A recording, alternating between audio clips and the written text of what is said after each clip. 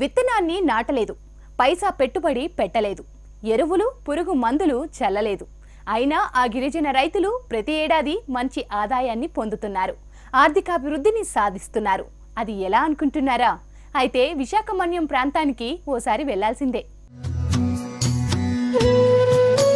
కొండలపైన పచ్చని తివాచీ పరిచినట్లుగా ఉన్న ఈ ప్రాంతం విశాఖ మన్యం ప్రాంతం. ఇక్కడ ఎప్పుడూ ఆహ్లాదకరమైన వాతావరణమే కనిపిస్తూ ఉంటుంది, అందరికీ కనువిందు చేస్తుంది. ఈ అడవులనే నమ్ముకుని జీవిస్తున్న గిరిజనులకు జీవనోపాధి కల్పిస్తోంది. మన్యంలో ప్రస్తుతం పనస పండ్ల సీజన్ మొదలైంది.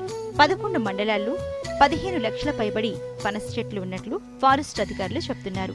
ఏ పెట్టుబడి లేకుండా గిరిజన రైతుకు ప్రతి ఏడాది ఒక్కో చెట్టు నుంచి 10,000 నుంచి 20,000 రూపాయలకు పైనే ఆదాయాన్ని పొందుతున్నారు.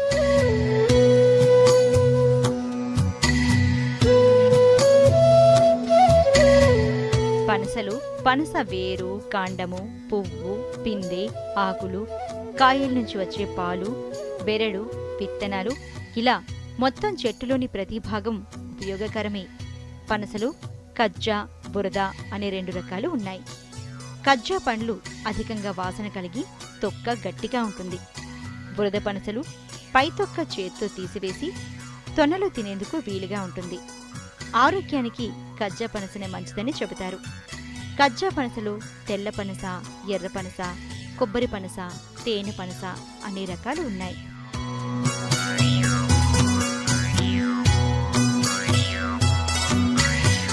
పనస పిందెలను మీల్ మేకర్ తయారీలో విరివిగా ఉపయోగిస్తున్నారు.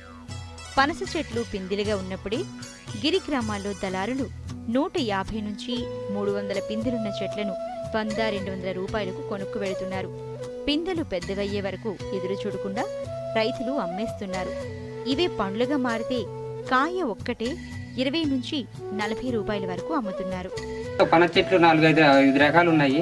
బురద పనస ఉంది, కజ్జ పనస ఉంది, తేనె పనస ఉంది, తెల్ల పనస ఉంది, ఎర్ర పనస ఉంది. అవి తొనలు మేము తినడానికి ఉపయోగపడుతున్నాయి బాగాన.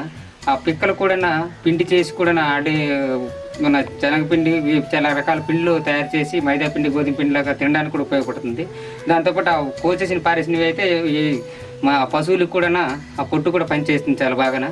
అలాగే ఎక్కడ చూసినా ఇప్పుడు పనస చెట్టు అంటే కనిపించడం లేదు. ఈ పనస చెట్లని ఏజెన్సీలో చాలా ఎక్కువ ఉండేవి. ఈ ఏజెన్సీలో పనస చెట్లు లేకపోవడం వల్ల ఈ పనస కాయలు ఒక చెట్టుకు 200-300 కాయలు కాస్తాయి. అవి కాస్తే గిరిజనులు తెలియక సావుకారులు వచ్చి ఎక్కడి నుంచి వచ్చి దాని కాయలకి 150కి 200 ఇస్తామని చెట్టుకి కాయలన్నీ కొనేసుకెళ్ళిపోతున్నారు. అవి కొనుక్కొని వెళ్ళిపోయి మిల్ మేకర్ తయారు చేస్తున్నారు. ఆ మిల్ మేకర్ పరిశ్రమలాంటిది ఎక్కడైనా మా ఏజెన్సీలో పెట్టినట్లయితే రైతులందరూ, గిరిజనులందరూ మేము కొంత మాకు సహాయం చేసినట్టుగా ఉంటుంది అనేసి ప్రభుత్వాన్ని అడుగుతున్నాము. దాంతోపాటు ఫారెస్టులు కూడా ఈ పనస మొక్కలు ఎక్కువ నాటడం, పనస మొక్కలు ఉన్నట్లకి నెంబర్ వేయడం, పనస మొక్కలు ఉన్నట్లకి ఏమైనా కుట్టిన వాళ్ళకి భయం చెప్పడం అనేది ఉంటే ఇంకా ఏజెన్సీలోన పెట్టుబడి లేకుండా మాకు మొక్కతోనే వస్తుంది, అవి లేకుండా చేస్తున్నారు. పనస చెట్టు ఆకు, కాండం, పండ్ల నుంచి వచ్చే పాలను గిరిజనులు అనేక రకాల నాటుమందుల తయారీలో వాడుతున్నారు. ఈ రకంగానూ ఆదాయాన్ని పొందుతున్నారు. పనస విత్తనాలను కూరగాను, వాటిని ఎండపెట్టి మైదా, బరిలా, నిల్వ పిండిగాను అమ్ముతున్నారు గిరిపుత్రులు. వీటితో చేసిన తినుబండారాలు అరకు పక్కనే ఉన్న ఒరిస్సా ప్రాంత గ్రామాల్లో ఎక్కువగా కనిపిస్తాయి. మన్యంలో టెంపరేచరు ఇటీవల పెరగడానికి కారణం ఏంటంటే పనస చెట్ల నరికివేత అధికంగా ఉంది. ఇది మనం గమనించదగ్గ విషయం. అందులో పనసలో పోషక విలువలు, లేటెక్స్తో కూడినటువంటి లవణాలు, సేంద్రియ ఆమ్లాలు, పిండి పదార్థాలు అధికంగా ఉంటాయి. కార్బోహైడ్రేట్లు ఉంటాయి. అయితే జిగురు, రెసిన్లు, ప్రోటీన్లు ఉంటాయి. ఇందులో బాగా పరిణితి చెందిన తర్వాత పనస పండులో సుగంధ తైలాలు విడుదల అవటం వల్ల సువాసన భరితమైనటువంటి వాసన పనస పండ్ల నుండి విడుదలవుతూ ఉంటుంది. పనస తొనల రసంలో స్పిరోజోమ్ అనే ఎంజైమ్ ఉంటుంది. ఈ ఎంజైమ్ కొవ్వు పదార్థాలు అంటే కొలెస్ట్రాల్ జీర్ణక్రియలో సహాయపడతాయి. పనస చెక్క చాలా గట్టిగా ఉంటుంది.